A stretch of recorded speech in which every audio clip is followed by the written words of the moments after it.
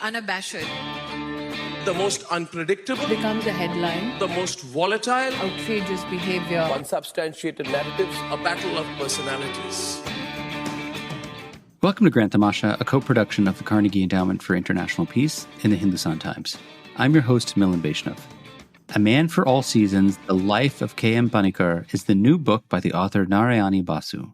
It documents the life and times of one of modern India's most fascinating characters. Panikkar was a journalist who founded the Hindustan Times. He was a bureaucrat who advised the native princes as they debated questions of accession and integration into the Indian Union. He was a poet, a philosopher, and an international relations scholar. He served as India's ambassador to China and to Egypt, and he helped develop a critical plan to reorganize India's states on linguistic lines. Basu's book brings Panikkar out of the shadows, and in so doing sheds as much light on this enigmatic figure as it does on India's quest to find its place in the world. Basu is the best-selling author of V.P. Menon, The Unsung Architect of Modern India, and Allegiance, Azaadi and the End of Empire. She's a historian and foreign policy analyst who specializes in spotlighting lesser-known, but nevertheless key players in the story of Indian independence. I am pleased to welcome her to the podcast for the very first time. Narayani, congratulations on this amazing achievement. Thank you so much for having me, Menon, and thank you. So I want to start with the very first line of the book, which is the preface, where you say the following. You say, K.M. Panikkar was a nationalist, an anarchist, a novelist, a constitutional lawyer, an academic, a historian, a foreign policy mandarin, a journalist, a diplomat, an administrator, and a poet, which is quite a kind of remarkable summary of his many talents. Tell us a little bit about, when and where you decided to kind of write his biography. I mean, I could kind of see that he may have popped up when you were doing your research for your previous book on V.P. Menon. But perhaps you have another alternative origin story. Tell us a little bit about it. No, you're actually absolutely right, because I first encountered K.M. Panikkar when I was a policy analyst in a very brief spell of my career where I was a policy analyst. And, you read about him as being India's most controversial ambassador to both nationalist China and the People's Republic of China. I then came across him while I was researching V.P. Menon's biography. And this time I came across him while he was in the Chamber of Princes. And I was very intrigued as to how somebody who was our ambassador in China was in the Chamber of Princes and why he was in the Chamber of Princes. So it sort of began as a quest to sort of discover the trajectory of his career, because I genuinely couldn't understand why he was there, what had brought him there, what was the arc of that career that sent somebody who was the secretary to the Chamber of Princes to China, and then to Cairo and to France and to the States Reorganization Commission. And I was baffled.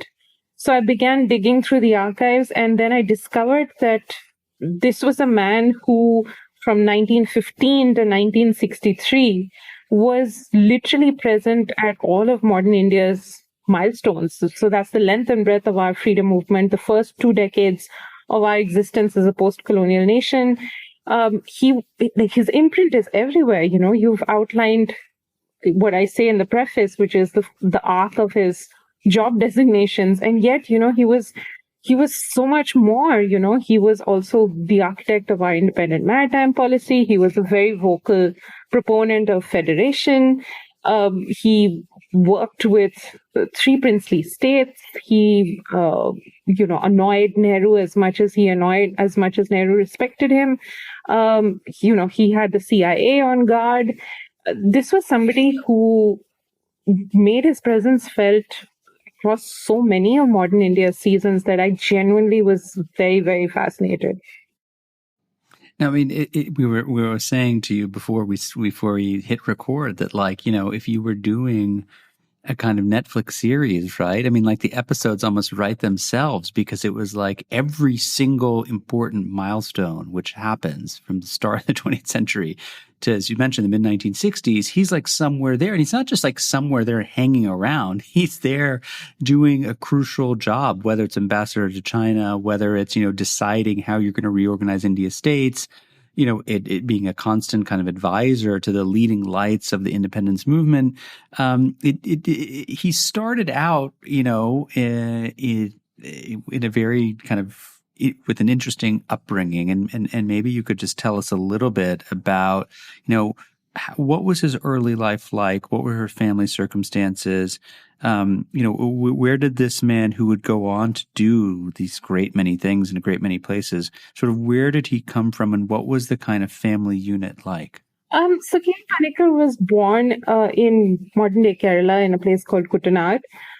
His family was generationally quite rich and privileged.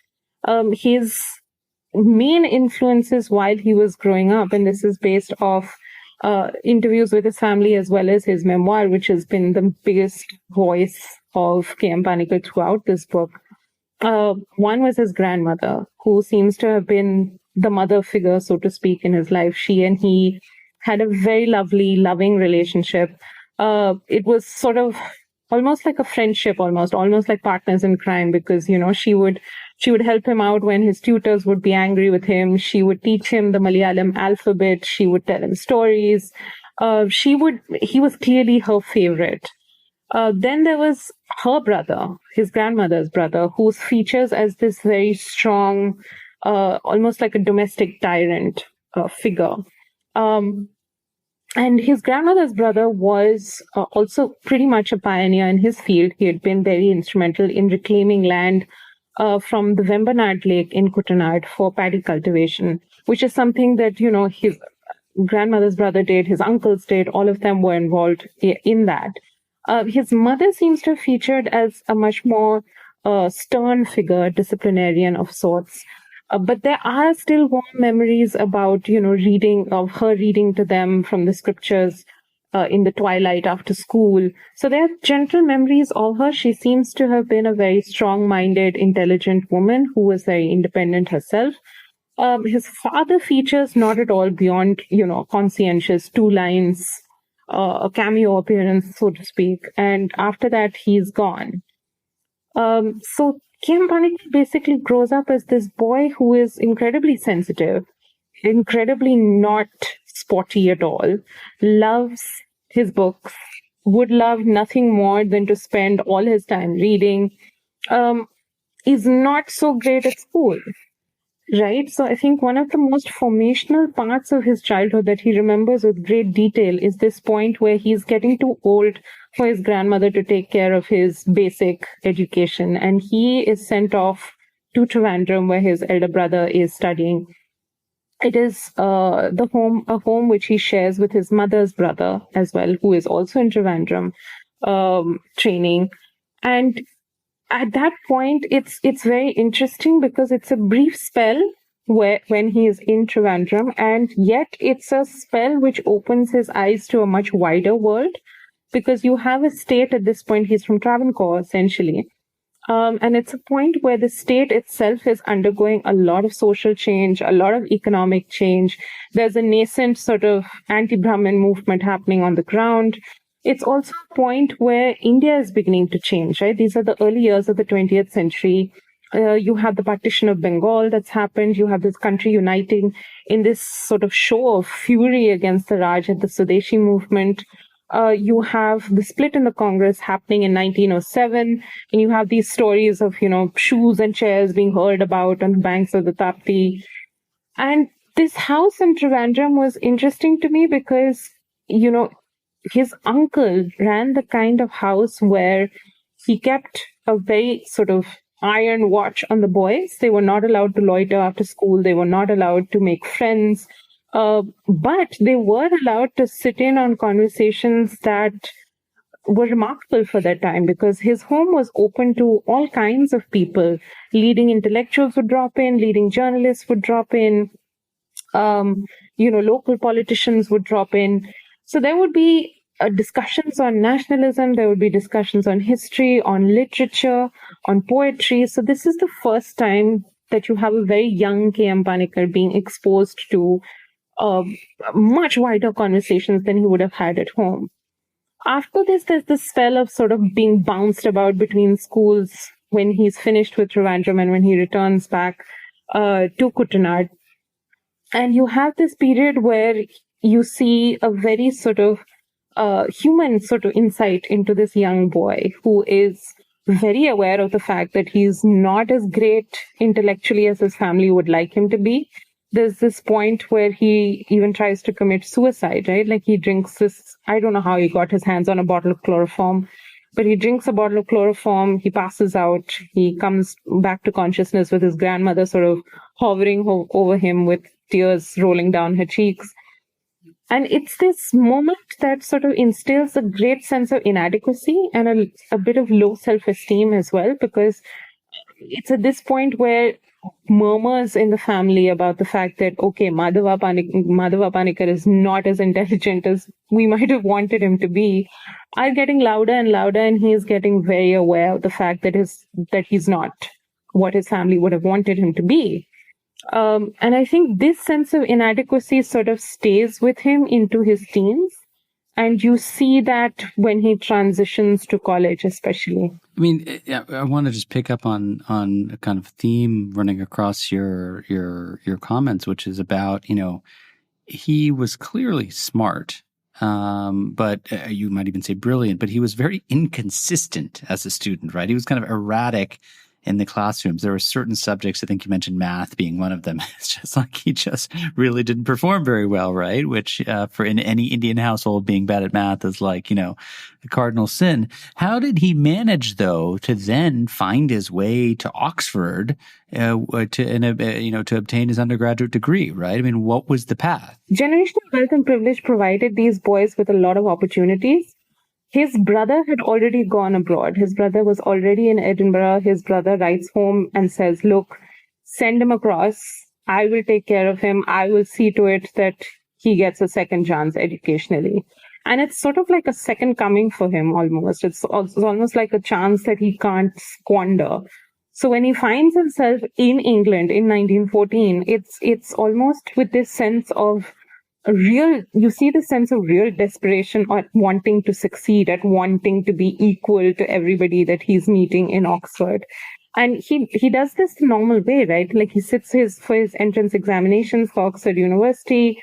It's also a period where, he arrives in England on the cusp of war. We're still a couple of months away from the First World War, but England is seeing a lot of labor unrest. It's seeing a lot of social and economic inequalities. It's seeing the Home Rule bills passing through Parliament. It's seeing a fight for for universal adult franchise. It's seeing a lot of change at this point. And I think this change then becomes pretty foundational in helping a growing Panikkar define himself. When he's cleared the entrance examinations and when he's studying for them, he goes up to Oxford for a bit to sort of look around the university as one does. And he comes across this group of young men who are going to be his colleagues, who are going to be his peers. And he suddenly gets this shock because he realizes that he doesn't know as much as he thought he did. In Trivandrum and Travancore, while he might have been privy to lots of adult conversations and lots of conversations on history and nationalism and politics, over here, the conversations are far bigger. They're dealing with impending war. They're dealing with what's happening in the British Parliament at that point. It's also dealing with authors and writers that he's never read in his life before. And you see that sort of sense of self-doubt coming back out because he goes back to his brother and says, look, I clearly don't know enough. Can I please read up to know some more? And to be fair to his brother says, yeah, sure, do it. And it was a very endearing insight into who this young man was and this sort of sense of uncertainty that he had about his own intellect. But it also began this whole pattern for him where he would always go back to study and to researching if he didn't know enough. And you see that all through his professional career. I mean, I should just mention that his journey gets off to a rather inauspicious start because his brother is supposed to meet him when he gets off the boat. Yeah. It doesn't show up, right?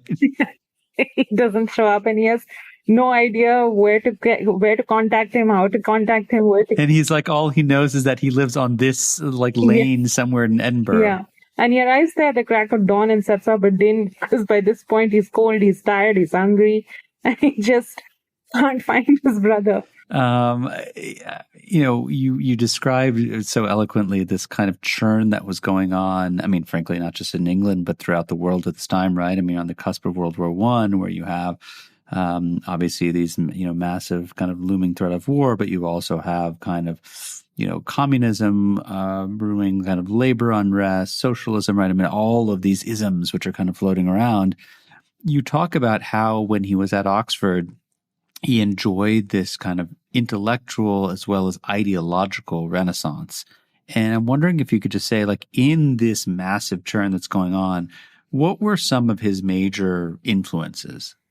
I think between 1914 to 1918, which is when he is at university, you get a sense of, like you said, both national and international events sort of influencing a young Panikkar and his mind. So the world goes to war a couple of months after he joins university. He is now listening to conversations about what it means to be a subject of empire versus a citizen of your own country.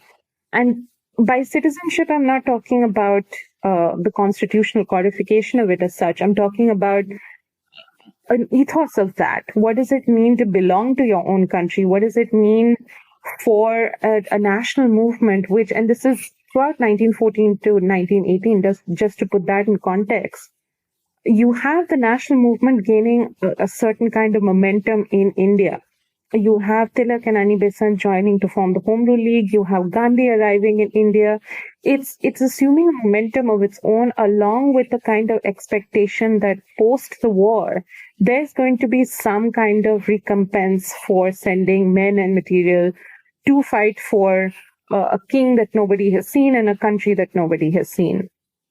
For Panikkar in England, there are several other influences also apart from this. There's also the fact that you have the empire now keeping a very strict watch on the activities of students who are in England at this point, because you have a certain militant kind of movement also starting, right? You have V.D. Savarkar arriving. You have Madan Lal Dhingra assassinating an India House official in 1909. You have the empire now passing the kind of strict, stringent surveillance laws to keep an eye on Indian students, because the last thing the empire wants, especially in the run-up to war and during the war, is for students from a certain colony getting restive.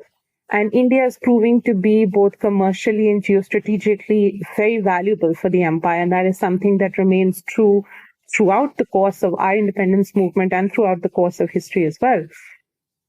And in the midst of this, you have Panikkar beginning to write. The writing becomes one of the strongest things that he ever does. He begins writing in 1914. He never stops till he dies in 1963. And he's spurred on by the kind of conversations he's having at the Oxford Majlis also. So the Oxford Majlis is this debating society, which is basically has members from Burma, from Ceylon, from India. Everyone's debating what nationalism means for their own individual countries. What impact will the war have for their individual countries? What does it mean? And some of these conversations are pretty heated, some of them descend into outright arguments also, but it's a source of great intellectual stimulation for Panikkar.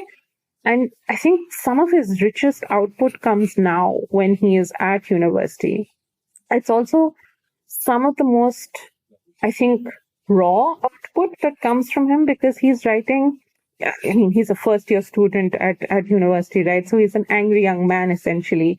And he's writing on citizenship, he's writing on immigration, he's writing on international relations, he's writing on international economics.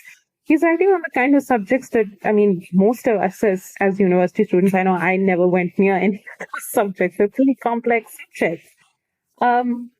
But it goes to show how aware he was of the kind of time that he was living through, and what that time would mean for his own country at the end of it, and what it could mean for his own country at the end of it. When you say he was writing all the time, like the guy was literally writing all the time, like war was breaking out and he was writing, like partition was unfolding in front of his eyes and he just like dashes off a book, right? I mean, he's like working on this incredibly complex negotiation. We'll talk about this in a minute with the princely states and trying to figure out what their future is. And he's writing on the side. And it's just like, it's again, one of those things when you're like, I don't even understand how you could do one of these things, much less all of them altogether. Yeah, I mean, like I was telling you before we hit record, is as a biographer, it was really hard to keep track of him because this was somebody whose output just never stopped, irrespective of where he was, irrespective of what was happening in the world, what was happening in the country. He just never stopped having an opinion. And, in retrospect, sure, it's great. But at the time, I can imagine what it must have taken to write on these subjects because they're difficult subjects to tackle, particularly at a time when, and I think this is something, we tend to forget that the world and India both were marked by a great deal of fluidity as far as politics was concerned, as far as ideology was concerned. This is somebody who was grappling to make sense of what was happening in the world as the world happened to him, so to speak. I mean, I want to just touch upon one of the early themes which kind of featured in his work, which is kind of, his writing on nationalism, right? And he had this piece which came out early in his career on the notion of a quote unquote greater India. And one of the things that he argued during this time was that, India has this fundamentally Hindu core, and that Hinduism is absolutely vital. It's intrinsic to kind of understanding the kind of idea of India. But yet at the same time you write, and I just want to quote you here, you said he had no truck with Aryan notions of ethnic and racial exclusiveness and Hindu nationalist visions that anchored India in the geography of South Asia. So I guess I want to ask you, having kind of thought exhaustively about all of this writing, how or I guess where did he sort of part ways with the Hindu right? Because he understands Hinduism to be absolutely central to his conception of India, but yet also does not take that to the extreme. Yeah, I think that is, as much as I've watched Panikkar's mind evolving through his writing, I think this is one area where he stayed pretty constant, which is that at college, when he is at university, is when he picks up this theme of nationalism. And he bases, as you said, nationalism for him was centered around Hinduism. It was the ethos around which the whole country could sort of pull itself together. But he also has this great phrase that he uses, which is Hinduism has a generous vagueness, which allows it to sort of encompass all the castes, classes, communities, religions, and languages that India comprises of. Now, in the early 20th century, when he's making these arguments, it is based on a notion of Greater India. And just for context, Greater India was this Hindu revivalist school of thought, which was essentially trans-imperialist. It was Indocentric. It was formed essentially as a pushback to the existence of different kinds of colonialism. It was basically telling the colonialists of the day, look, we were here before you, and by our, I mean India's commercial, spiritual, cultural influence extended across Southeast Asia and across Central Asia long before you established yourself here. So for Panikkar, it was always a cultural empire. It was not the kind of muscular, territorial, territory, sovereignty-based idea of Hinduism that you see developing throughout the 1920s and 1930s. This is something that he continues to propound right from college through the 1920s himself. It is, I think, for me, it gets problematic when he is writing this based on, in a post-colonial era, when he is actively writing about India uniting around a Hindu core. And he's you can see adaptation to some degree there as well. For instance, he changes the use of Greater India to Further India. Now, essentially, it means the same thing. He's just changed it semantically. But when you are writing in a post-colonial world, when you're writing at a time when India is standing free, when it's looking to present itself as an emissary of peace, particularly, in an era of Cold War, you've also served as an ambassador in several countries. That is when it becomes problematic. It becomes prone to marginalizing certain communities, certain classes, and certain voices. And that is where it gets chauvinistic. It gets insular. I think there's a difference between being chauvinistic and insular and between being supremacist. For Panikkar, and I think in 2025, we tend to forget that. Because for Panikkar, views like this, and as a biographer who is writing in 2025 about views like this, it is problematic and it is insular, but that does not mean it's supremacist, because he never goes on to a sectarian point of view as far as Hinduism is concerned. He continues maintaining that any brand of nationalism that India espouses must always take into account India's plurality and its diversity. And it must always remember the fact that India itself is not a homogeneous monolith. It's heterogeneous, and that it is home to several different religions, languages, and communities.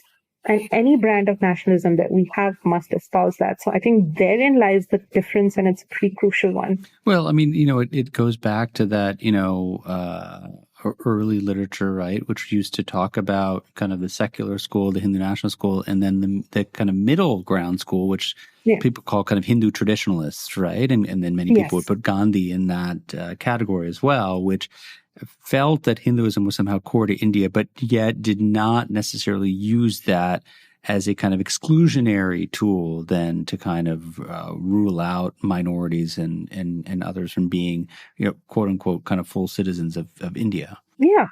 And I think also when you call Panikkar a traditional nationalist, I think that also it serves as well in 2025 to remind us of the fact that this was a man whose views evolved and whose views didn't change, whose views didn't remain static. They remained very open to the idea of inclusion.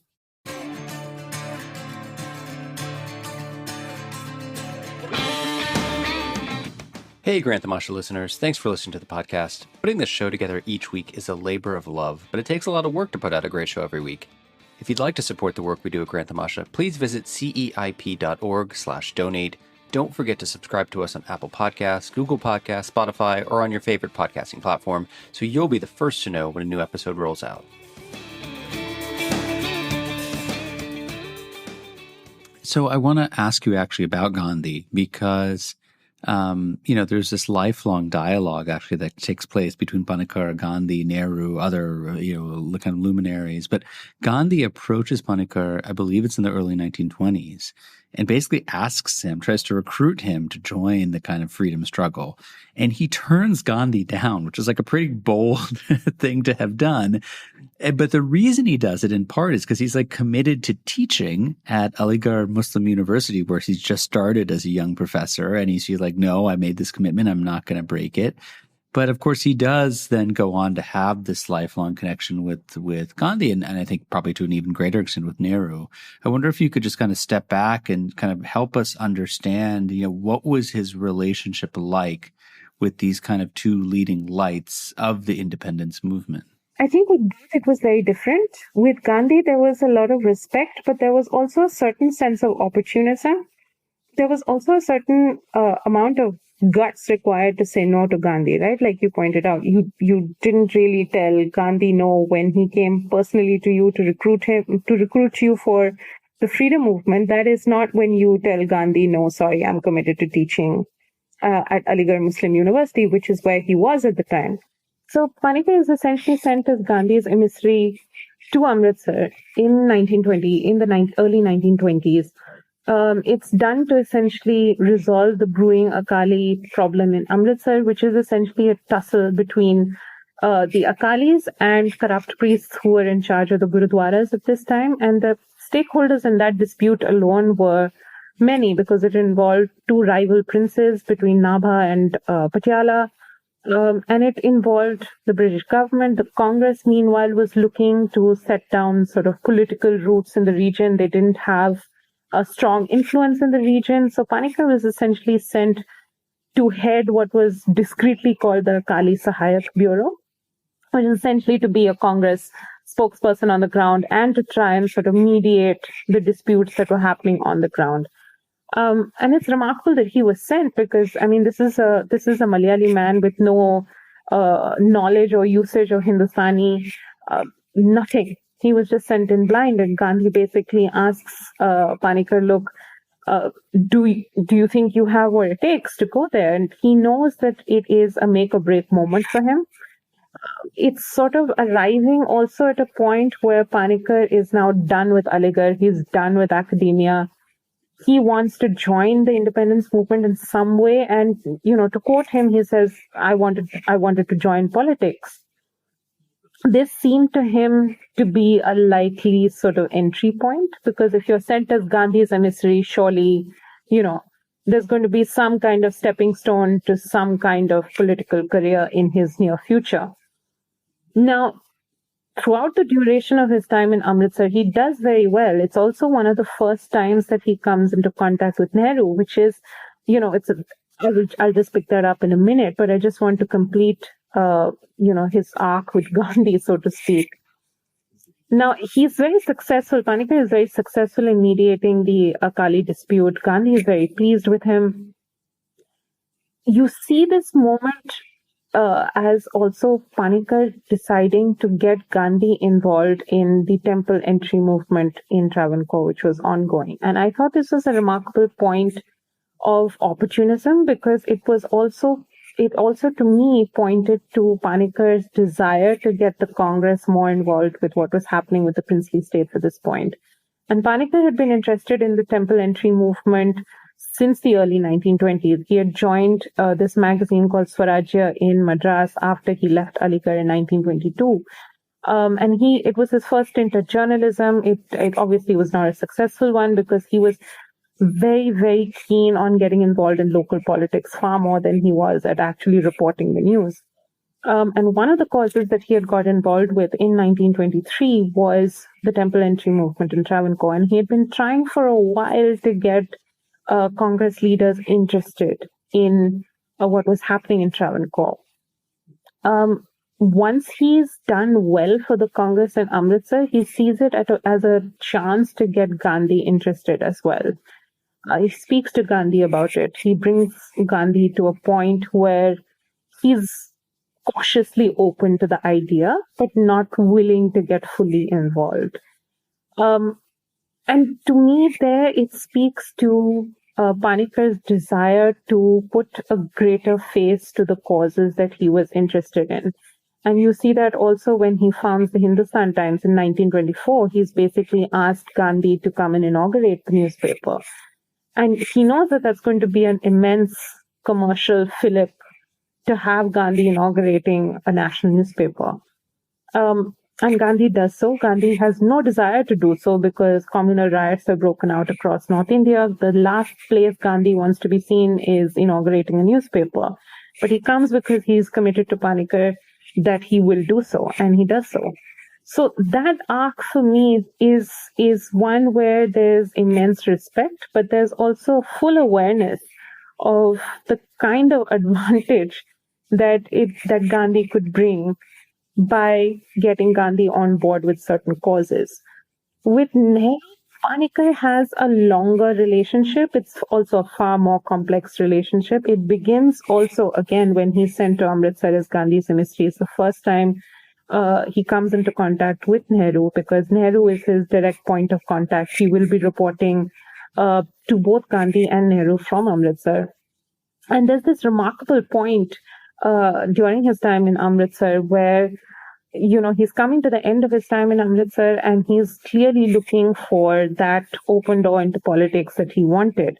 That's not going to come so easy, because Nehru says to him, look, why don't you put together this series of essays on the non-cooperation movement? Because for Nehru, Panikkar seemed to be this ideal spokesperson, this ideal PR person, so to speak. Panikkar didn't like that at all because at this point his ambitions were huge. And you have this remarkable period where he's essentially ghosted Nehru. There's this remarkable period where Nehru is writing repeated letters saying, what's happening? What are your intentions? I'm hearing, you want to set up a newspaper. What does that mean for the Akali Sahayak Bureau? And there's no response, and it's this moment where, again, you see Panikkar having remarkable guts because you really don't do that to Nehru either, especially if you want a career in politics. But it also earns Panikkar Nehru's very reluctant respect because here is somebody who is willing to do this. And to me, it spoke really highly of Nehru as well. And you see Nehru then keeping an eye on Panikkar's career trajectory, his intellectual trajectory, all throughout the late 1920s, the 30s, the 40s. And by the 1940s, he sort of established himself. Panikkar has established himself as a foreign policy mandarin. He's established himself as a historian of some note.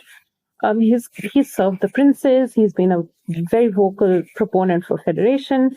So by the time Nehru sort of picks him to represent India in nationalist China, Nehru is very interested in Panikkar's mind. Nehru is very interested in Panikkar's views about what India should look like as a post-colonial nation.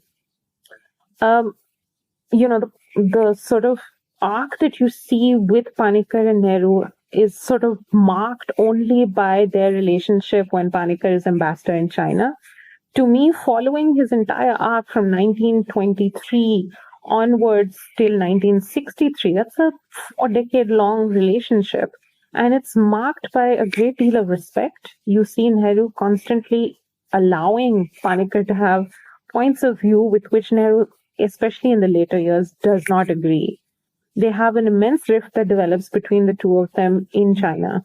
They have a constant sort of tussle intellectually as well, as far as issues of language are concerned, issues of linguistic reorganization of the states are concerned. By the later part of their careers, both men are clearly irritated by each other. But you have this constant ability to engage, right? Because even in 1955, when Panikkar has co-authored a report which has really annoyed Nehru because Nehru was never in favor of linguistic reorganization of the states. You have Nehru reluctantly saying, okay, these are their views, we will have to take them on board. So by the 1950s and early 1960s, Panikkar has entered the phase of being a chauvinist Hindu nationalist that I was referring to earlier. And that is something that considerably annoys Nehru. He's challenged by it on the international stage as well. He's asked by a French journalist that, you have a sitting ambassador at this point and a government servant who is essentially doubling down and saying that this is the crux, Hinduism is the crux around which India should unite. What are your views? And Nehru's considerably discomforted. He's considerably put out by this. It's not something that he wants to hear as the prime minister and a very secular prime minister of a newly independent country. And he says, there are plenty of people with different points of view in this country. That doesn't mean that they're the correct views. You see this kind of irritation also happening when Panikkar authors this article in which he says that Hindi should be the national language. Now, that's not something Panikkar has ever subscribed to in his life. And yet, in the late 1950s, it is stuff that he's writing about and speaking about very openly. And again, you have Nehru having to refute this and saying, this is absolute nonsense because India is home to multiple languages. And it's not right to impose any one language on an entire country. So you have this constant sort of very complex intellectual relationship, which is at the end of it and at the foundation of it, which I found very not interesting, but it's something that we seem to have forgotten in 2025, which is essentially you have respect for views that are not necessarily your own. You can have space for somebody who irritates you, possibly on a daily basis. but you still find them to be of remarkable use and profit and interest, right? Because you see Panikkar being sent back despite that constant annoyance to hold very important positions after China, especially. He's sent to Egypt. He's the head. He's a member of the States Reorganization Commission. He is in Paris. So it's not that Nehru pulls him out of active public service altogether. There's still that space for Panikkar to be as important as he once was. I want to kind of ask about this experience that Panikkar has working with the princely states. I mean, as you mentioned, I think it was 3 princely states that he advised, but he also is appointed as secretary for the Chamber of Princes, right, which is a kind of collective council where the princely states are represented during colonial times. And he's furiously trying to work out what the prince's role will be in a kind of new pre-independence at that point political setup, which would give the native Indians more political power. But eventually he gets sacked from that post. It kind of rather unceremoniously. I mean, to tell us a little bit about how he got involved with the princely states and what were the circumstances which led ultimately to his ouster? I think getting involved with the princely states is another facet of, Panikkar's immense ambition and his immense desire to be where he thought, power was likely to be. Because he's very aware of the princely states very early on. And this is possibly, at the end of the First World War, when you have the Maharaja of Bikaner signing the Treaty of Versailles and making a statement and saying, India deserves to be counted because we represent 1/5 of the human race. Panikkar's early writings on the princes start around this time. It's around 1919, 1920 that he begins writing about the princely states. And you can again see an evolution of his beliefs towards the princely states at this point, because his earliest writings about them are distinctly contemptuous. I mean, he says, look, they are ruled by backstairs intrigue and they are ruled by their zenanas. That is a point of view that tends to change as the 1920s continue. He becomes more aware of the fact that the princes are now sitting up and wanting to be counted, especially post the First World War. They want to be taken notice of by the Raj, and the princes and the Raj have their own evolving relationship. It's a relationship that both parties have been taking stock of at various points throughout India's history. And throughout the course of the crown's presence in India. The 1920s is a point at which the princes are now looking for reassurance as far as their sovereignty is concerned, as for reassurance as far as their privileges are concerned, and for reassurance as to what paramountcy means as far as their own states are concerned. So when Panikkar goes to Europe, and he goes to Europe after he leaves the Hindustan Times in 1925, there's a kind of lag in his career. He's still been writing, of course, because he never stops. And he's constantly writing about the princely states at this point. He's now written this manuscript in which he calls for a blueprint for federation. He says, okay, the states are great laboratories for the preservation of regional identities. They are great laboratories for self-governance. I think we should start looking at a map in which princely state can come on board with the provinces and move towards federal India.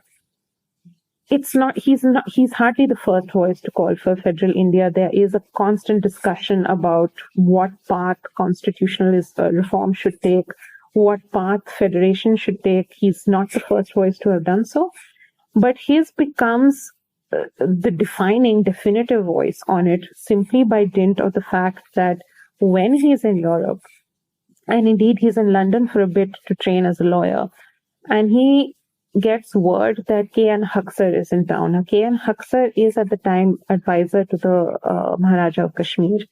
He is in England in order to sort of find legal representation for the Chamber of Princes, because there's an Indian States Committee led by Sir Harcourt Butler coming out to India in 1928, which is going to reassess where the princes stand as far as the empire is concerned. Now Panikkar finds a way, and he does this in this really well. He has this method of using networks in order to get where he wants to go. So he knows somebody who knows somebody. So he gets the manuscript sent to K.N. Huxer, who's staying at the Ritz. And then there's this very entertaining bit in his memoir where he says, "Oh, I happened to be walking outside the Ritz, and K.N. Huxer saw me through the window and summoned me in." Now, I don't know whether that's true. We will never know whether that's true. But what we do know is what Huxer read in that book interested him immensely, because this seemed like Huxer to be a good way forward. And he brings in K.M. Panikkar as an advisor to the court of Kashmir. And it's from here that his career with the princely states starts. And it's a remarkable career because you see, and in my first book, I've written about VP Menon and Sardar Patel and this intense effort they took to integrate 565 princely states. I think for me, it was fascinating to see that Panikkar comes in at a point which is sort of bookending the process of integration. It's sort of kicking off a process of trying to bring the princes legally and constitutionally on board a blueprint for a modern India. And there are so many stakeholders in this. There's so many princes. There are so many differing egos. There are princes who don't like each other. Patiala and Bikaner hate each other. The Nawab of Bhopal has his own interests. There's Hyderabad, who's refusing to be part of any kind of federation. There's Travancore with C.P. Ramaswamy Iyer playing this rather Machiavellian role in the middle. Each of these princes also have their own relationship with the British residents in their states. They have their own relationships with the incoming and outgoing viceroys. There are so many stakeholders in all of this, and this is just the princely states themselves, right? There's also an ongoing national movement in the background. There's also an ongoing Congress push towards trying to understand what freedom will mean for the country. There is also the Muslim League and its growing resentment and its growing fears about being not safeguarded enough as far as its own rights are concerned. And I think you can see the clearest sort of reflection of this playing out at the first roundtables, where you have so many stakeholders being brought to the table. And it's an incredibly significant moment in India's constitutional history, because you have Indians now sitting across the table from British officials as equals. They are sitting there to negotiate what a post-colonial future will look like. Panikkar at this point is representing a chamber of princes that is already intensely fractured from within. There are already dissenting opinions about what federation should look like. Rulers are throwing tantrums about,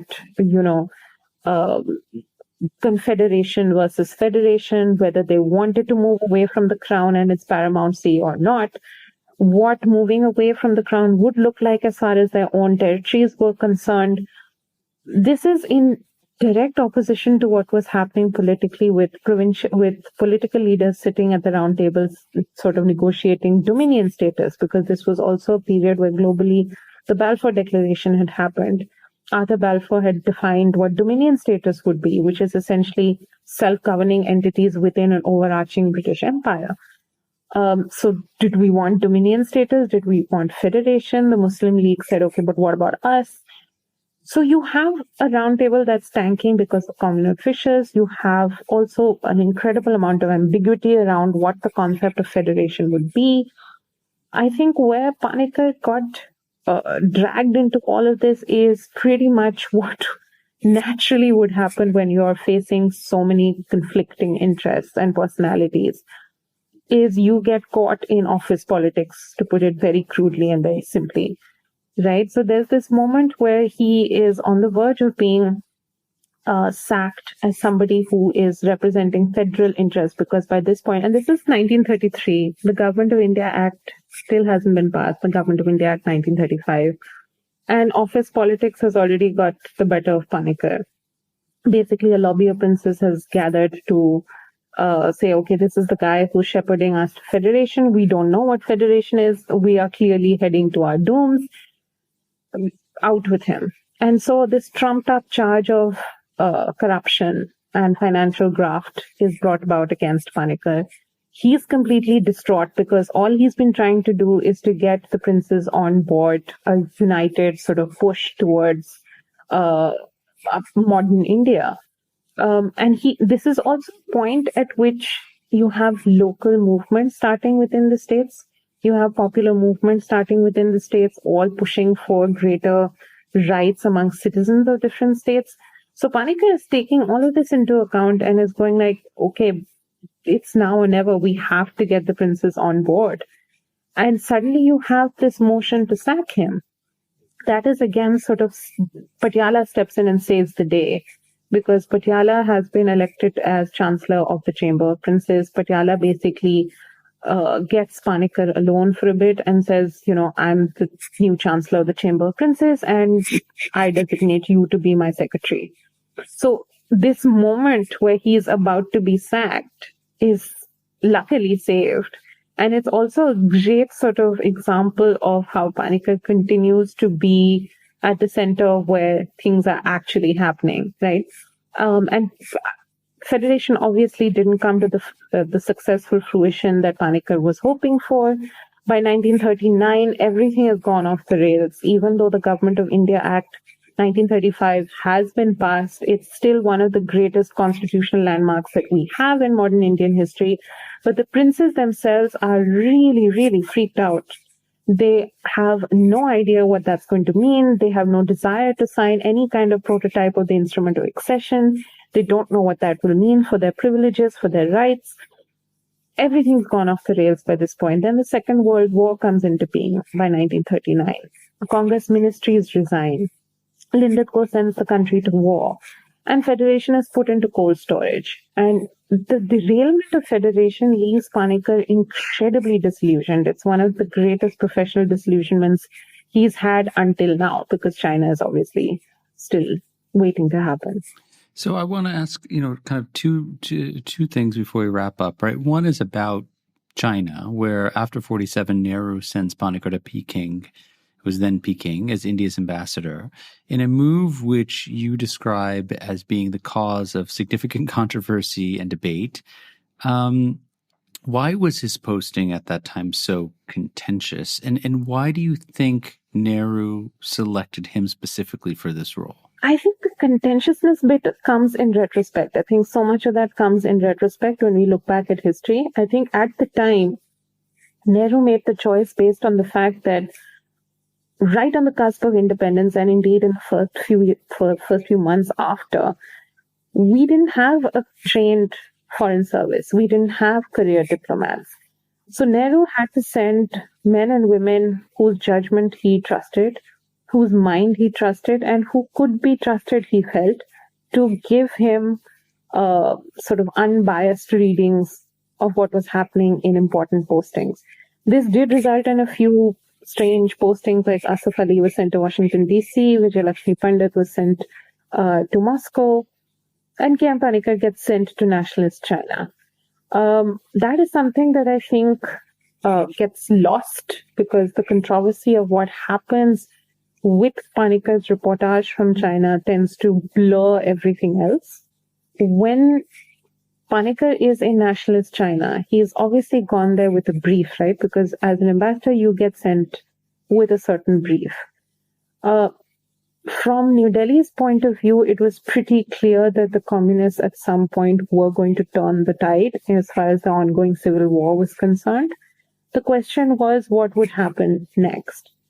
Now, if you see Panikkar's reportage from nationalist China, it's actually quite prescient in that he sends this memo in November 1948, where he says that the communists are about to come to power, and what's going to happen next is that they're going to do what nationalist China was already doing, which is a process of historical territorial consolidation. They are going to go down that path. His reportage gets shaky in communist China, right? He's gone there and he's sent there again, right? Nehru has no second thoughts about sending him back to the People's Republic of China. Panikkar has also been one of the first people, or one of the earliest people, along with Sardar Patel, who was calling for the early recognition, or our early recognition of the People's Republic of China. When he sent back, is when you can actually see a sort of convergence of his views and Nehru's views as far as civilizational solidarity was concerned. Both men felt that India and China had a shared civilizational ethos which could be utilized in order to ensure a rising Asia in a decolonizing world. Where he gets remarkably almost comical is in the extent to which he's swept away by the communist leaders. So there's this point where he is reporting that Chou Enlai had fingers that resembled tender green onion shoots, and where he describes Mao as this new age Moses who's going to lead his people to the promised land. That is where it's getting certainly a little bit dubious, to put it lightly. Other countries have also noticed that he is getting first show and first look in at various appointments with new communist leaders. The MEA is by this point up in arms against the kind of reportage that's coming out from Panikkar in China. But you also have to contend with the fact that there's also a shaky policy as far as we're concerned, as far as definitely Tibet is concerned. There's also a lot of push from Nehru to keep Panikkar on as ambassador, in spite of whatever's happening. In 1952, Panikkar makes his gravest mistake where he does not mention the border in negotiations with Chou Enlai. Despite repeated protests from his colleagues in the Ministry of External Affairs, who are repeatedly telling Nehru that, look, why is our ambassador not mentioning the border, right? In 1950 and 49, Sardar Patel had warned Nehru about this and said that, our ambassador in China seems to be more an advocate of the communist leadership than he seems to be our ambassador. So there were warnings that Nehru had from all quarters. I think the contentiousness bit of Panikkar's time in China comes from the mistakes that he made on the ground as far as reporting on the Chinese invasion of Tibet was concerned, on our border with China was concerned. That tends to cloud a lot of the context behind which Nehru sent him, which is essentially that he shared the same views, certainly as far as civilizational history and shared sort of potential of partnership went. And a definite respect, which I talked about earlier, for Panikkar's mind, which is something that Nehru then was called on to defend in 1959 when there was further trouble between India and China. And by this point, Panikkar was back from his last posting in France. He had also had a severe stroke, which had left him considerably physically debilitated. And he was a member of the Rajya Sabha at that point. And Nehru was called on to defend his ambassador's doings in China at that point, which was not something that he enjoyed doing at all.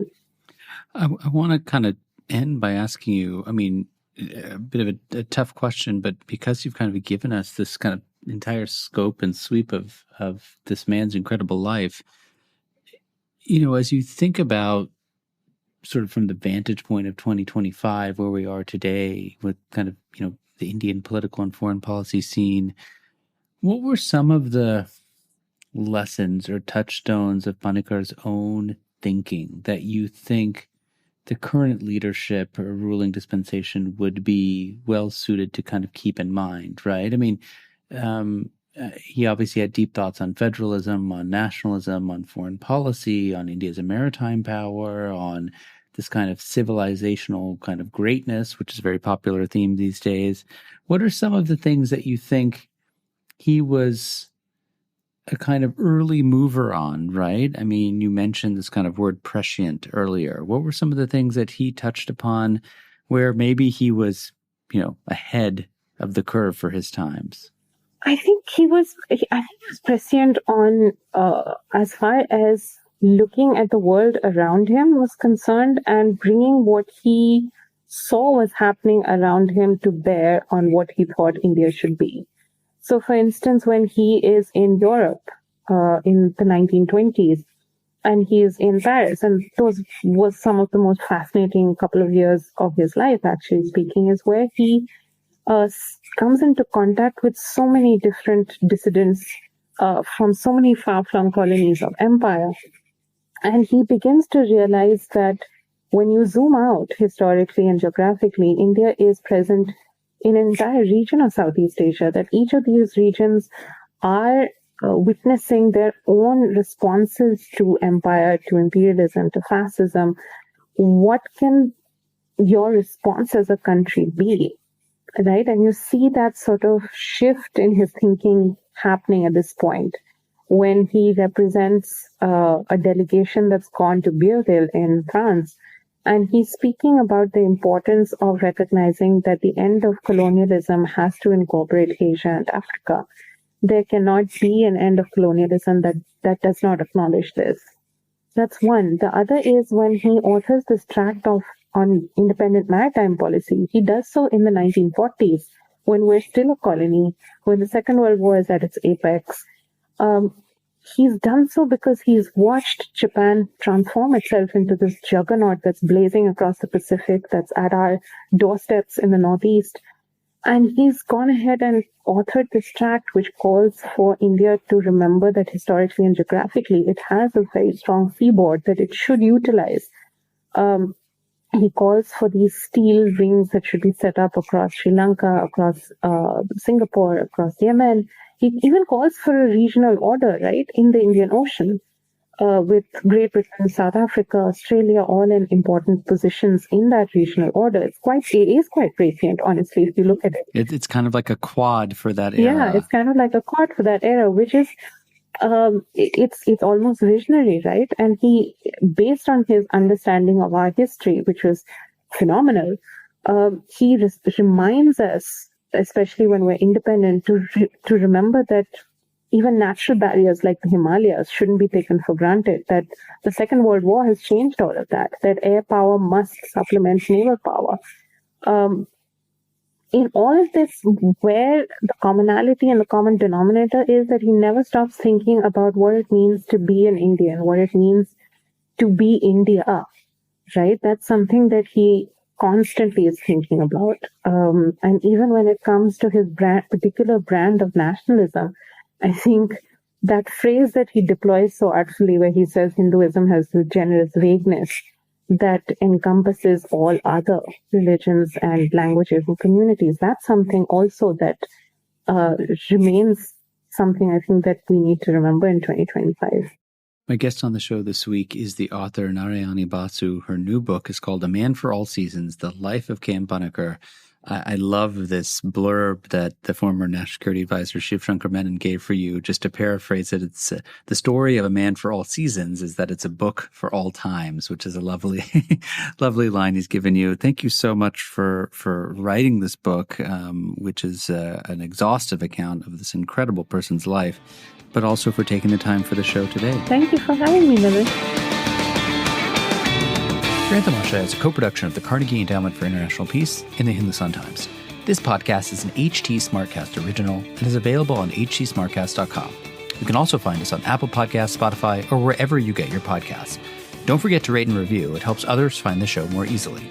For more information about the show, to support the work we do on Granthamasha, and to find the writing we mentioned on this week's episode, visit our website, granthamasha.com. Tim Martin is our audio engineer. Mira Verghese is our executive producer. Additional assistance is provided by Annabelle Richter. Thanks for listening, and see you next week. This was a Hindustan Times production brought to you by HT Smartcast. HT Smartcast.